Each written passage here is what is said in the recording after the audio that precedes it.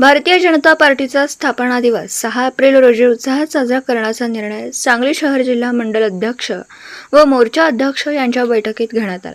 खासदार संजय काका पाटील यांच्या जनसंपर्क कार्यालयात बैठक पार पडली।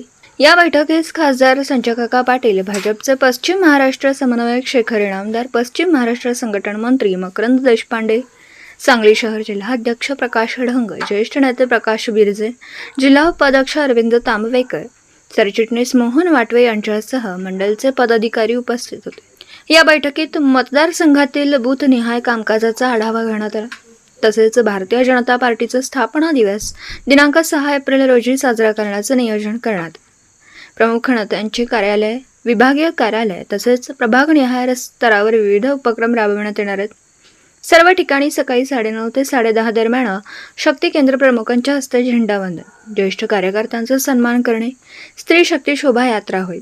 विकसित भारत म्हणजे भाजप ही संकल्पना घराघरात पोहोचवण्यासाठी कार्यकर्ते उत्साहाने कार्यरत आहेत। त्यानंतर येणारा महात्मा फुले जयंती, भारतरत्न डॉक्टर बाबासाहेब आंबेडकर जयंती, रामनवमी, हनुमान जयंती, महावीर जयंती या उपक्रम व उत्सवांचे नियोजन आहे। निवडणुकीतील बूथनिहाय कामकाजाचे नियोजन करण्यात आले।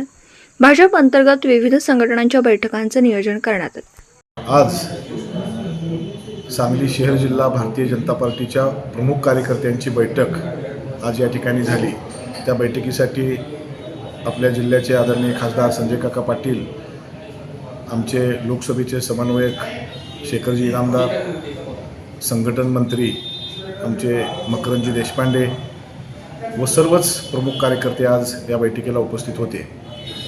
भारतीय जनता पार्टीच्या माध्यमातून प्रदेशाकडून आलेल्या कार्यक्रमाची रूपरेषा या ठिकाणी ठरवण्यात आली।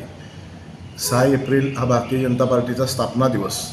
या दिवशी प्रत्येक बूथवर आमचे कार्यकर्ते भारतीय जनता पार्टीचा झेंडा प्रत्येक बूथवर फडकवतील व त्या ठिकाणी बैठक होऊन आपली जी मतदार यादी आलेली आहे त्या मतदार यादीचं त्या ठिकाणी वाचन होईल आणि त्या मतदार यादीमध्ये काय त्रुटी आहेत हे बघितलं जाईल। तसेच ज्या कार्यकर्त्यांच्या जीवावर आज पार्टी 200-400च्या पार चाललेली आहे खासदार, अशा कार्यकर्त्यांच्या, जुन्या कार्यकर्त्यांचा त्या दिवशी आम्ही सगळ्या शहर जिल्ह्यामधील जुन्या कार्यकर्त्यांची यादी काढून त्या ठिकाणी त्यांचा सन्मान, ज्यांच्या जीवावर ही पार्टी मोठी झाली त्या कार्यकर्त्यांना छोटंसं गुलाबाचं फूल देऊन त्यांचा सन्मान या ठिकाणी करण्यात येईल असंही या बैठकीत ठरलं। आपल्याला माहीत आहे की या ठिकाणी आता लोकसभेच्या निवडणुका सुरू आहेत। आमचे आदरणीय खासदार संजय काका पाटील तसेच आपल्या देशाचे पंतप्रधान आदरणीय नरेंद्रजी मोदी यांच्या माध्यमातून सांगली जिल्ह्यामध्ये, सांगली लोकसभा क्षेत्रामध्ये प्रचंड अशी विकासाची कामं झालेली आहेत आणि